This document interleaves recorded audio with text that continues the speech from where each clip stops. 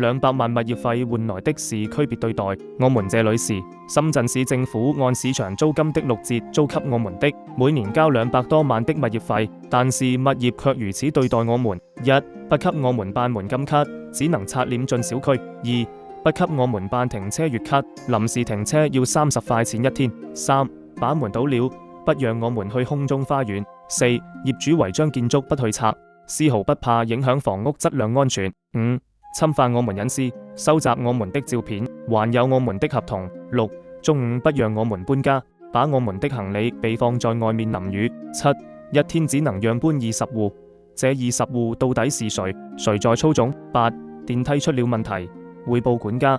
管家不理人；九、我們樓的垃圾基本不掃；十、只要樓下有東西就雖是我們高空拋物，實際上沒有半點證據；11、物業自己編造條款，不讓裝修材料進入小區；12、物業有些員工幾乎不上班；13、對我們的投訴愛答不理。